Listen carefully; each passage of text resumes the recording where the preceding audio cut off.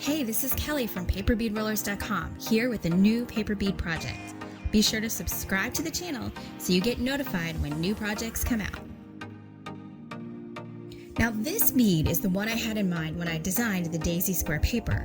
It's funky, it's fun, and it has design and color variations to make the necklace really pop. Here's how you make the beads and the necklace. Here are the supplies you need for this project. For the beads, you'll need the Daisy Squares paper from paperbeadrollers.com. This is a 70-pound uncoated paper you can purchase in single sheets or in packs of 10. I've included the link in the video description if you need it. You'll also need a backing paper. I'm using this black 65-pound cardstock for mine to give the beads some girth. It's nice and thick. You'll need a paper bead roller. Now, I used the blue 1/8 size from paperbeadrollers.com, but you can use whatever size you'd like for this project.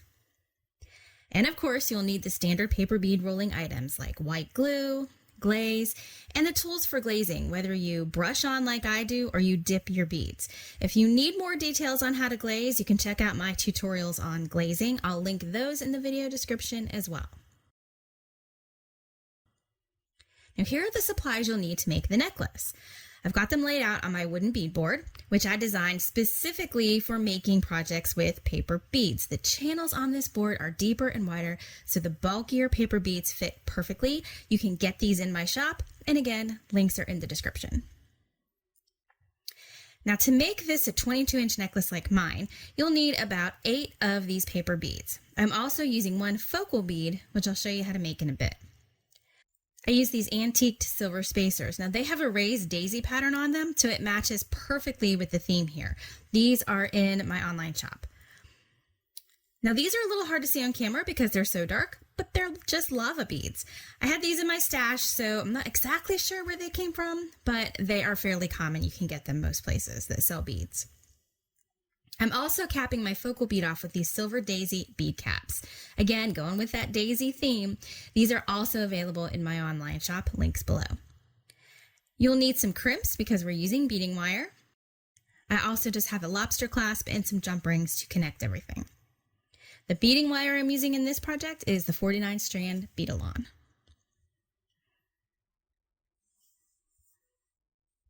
Now you'll also need some glue for the bead caps, a crimping tool, scissors, and pliers. I also love my little jump ring tool. It's not necessary, but it is definitely a nice to have. First, decide how large you want your beads to be. My cardstock strips are about 1 1/4 inches wide and 6 inches long. My pattern paper strips are 1 inch wide and 3 inches long. Now you can see here how the edges of the black peek out beyond the flowered strip. That is the look I'm going for.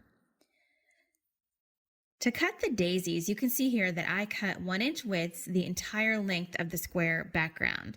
Now we're going to trim these a bit as we're rolling, but I want some extra paper here so I can adjust each bead as needed. I'll roll my cardstock strip first to make the core of my bead. Just slide it into the slot and start to turn your roller. Now I prefer using cardstock for this because it's colored all the way through. If you use something with a white core, you might need to hit the edges of the strip with a marker to tone down those white edges. This is thick enough that it might give you some trouble sticking down. Be sure to put glue on that last inch or so of the strip and hold it in place until it stays there.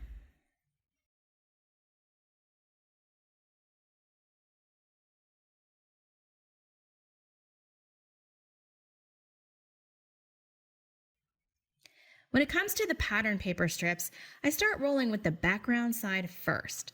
Line it up with the edge of the cardstock strip so there's less of a bump on your finished bead.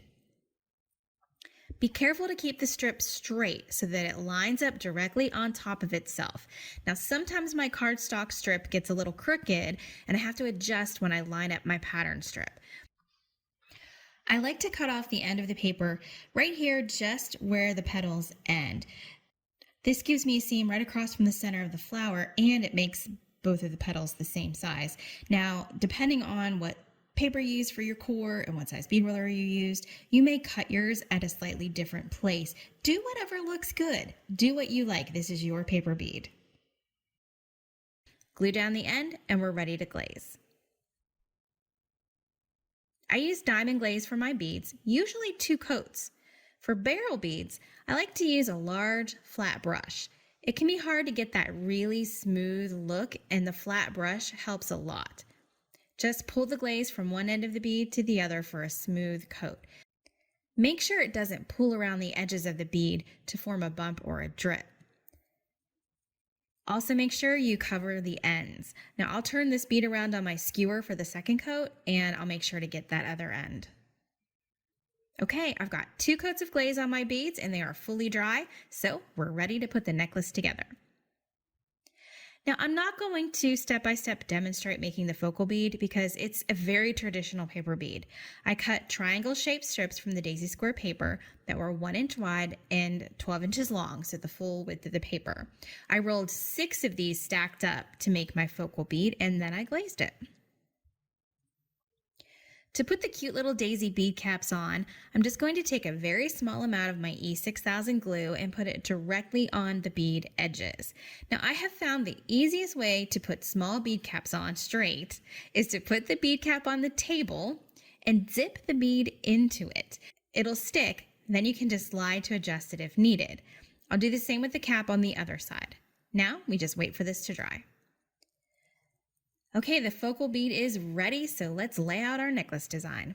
Now, this board is marked with measurements, so that makes it really easy for us.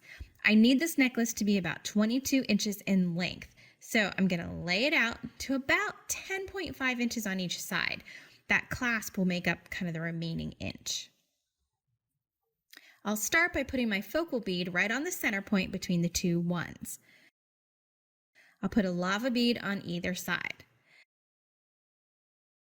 Now I'm going to make the 2 sides of this necklace matchy-matchy. So first I'm going to put the blue petal bead with the black center on either side.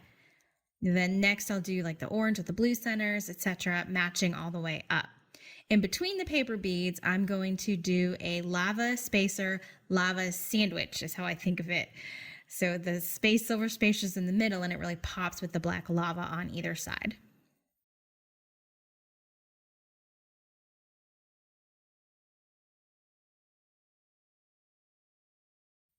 Okay, there we are. Looks great. Now let's string it. I like to crimp the end of my wire first so my beads don't fall off while I'm stringing them. I'll put on a crimp and then my wire guardians. Now you've seen me use these before. I like to use them when they're behind the neck and they don't show so much. They're a little horseshoe shape and they protect the wire from being rubbed and wearing through. Now, these are optional.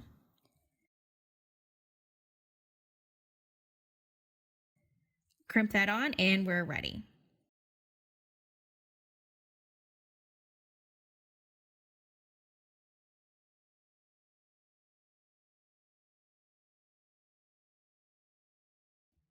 Okay, now I can string the beads. This is probably the easiest part.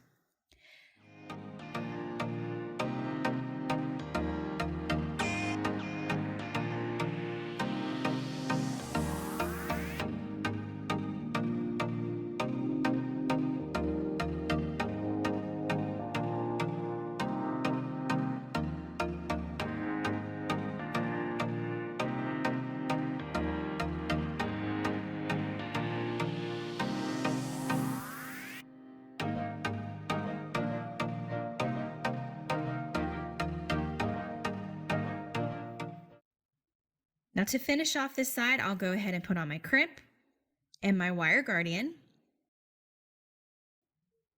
and crimp it down. And there we go.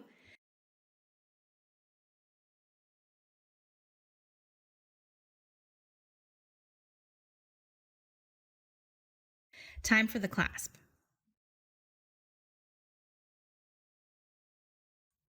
I'll use a smaller jump ring to attach the clasp.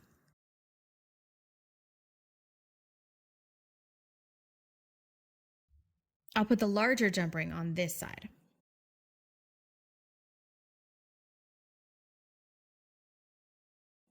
And there we go. The necklace is ready. Now, if you make a necklace using the Daisy Squares paper, I would love to see it. Please come post photos in the Paper Bead Fanatics Facebook group. And be sure to subscribe to this YouTube channel for more paper bead tutorials. You You can visit the shop at paperbeadrollers.com for your paper bead and jewelry making supplies. Till I see you again.